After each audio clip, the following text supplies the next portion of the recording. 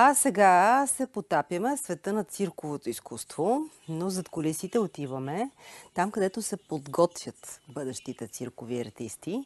А в град Бяла, Варненска област, конкретно отиваме, където от година и половина циркова школа привлича все повече деца.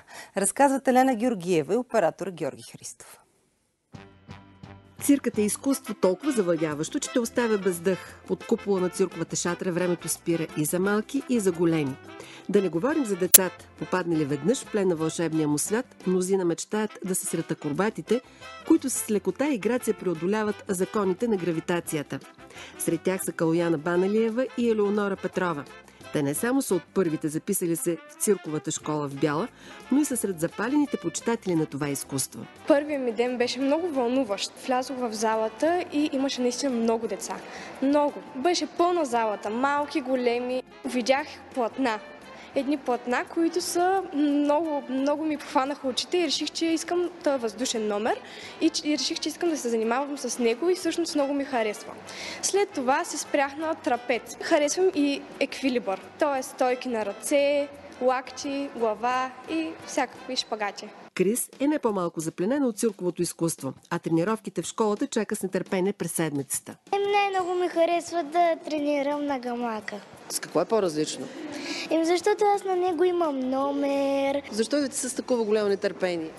Защото само щурем по цял ден и тук идваме за да тренираме и пак да играем.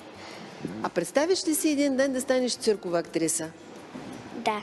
За школата разбрахме от читалищното настоятелство. Те публикуваха в своята фейсбук страничка и прозвуча много интересно. Нещо свързано с цирк, нещо свързано с акробатика, с спорт като цяло. Спорта за нас е нещо много важно.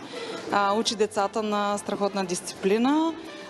Тези хора са невероятни, те са страхотни. Децата живеят, за да идват на акробатика. Школата или цирковото училище с уроци по равновесие, акробатика, въздушна гимнастика и жонглиране, както я наричат основателите му, е открита преди година в читалището в Бяла. Не очаквах, в един хубав ден се появява Сергей Смирнов и започва така с много ентусиазъм да казва: здравейте, аз съм нов жител тук на град Бяла и съм цирков артист. Искаме с моята жена Елена да открием тук цирково училище. Ще ни дадете ли залата? Много искам да работя с деца на Бяла. Добре, казвам, ще ви предоставя залата и започнаха записванията. Направи страхотни неща с децата от Бяла. Така започва сътрудничеството между читалище Пробуда и семейство Смирнови. Сергей е завършил Държавното училище за цирково и естрадно изкуство в Москва. Работил е в едни от най-добрите циркове в Европа, но избира със съпругата си Елена и с трите им деца – Александър, Максим и Елбрус, да се установят в Бяла. Падна тук случайно на лятото.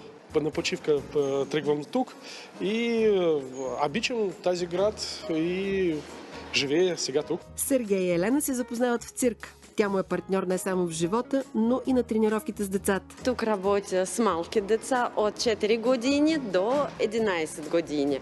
Имаме две групи. Децата много е талантливи. За краткото време, откакто школата работи, резултатите са повече от впечатляващи. Децата, които искат да са акробати или жонгльори, създаващи визуални шедьоври във въздуха, вече са 38. А изявите им са оценени достойно в професионални циркове. Какво е усещането в истинския цирк? Невероятно, уникално, просто много ми харесваше. Сега се надявам пак да отидем някой път и като цяло е много хубаво. Цирковото изкуство е един толкова сериозен спорт, че единственото, което може да направи, е да научи детето на положителни неща. Сега не съм сигурна, че всички ще станат циркови изпълнители, но две да станат, от всичките, не знам колко са, може би 40 деца, които тренират, две ако станат, това е просто вълшебно. Цирковото изкуство – магия, вълнение, страст за винаги.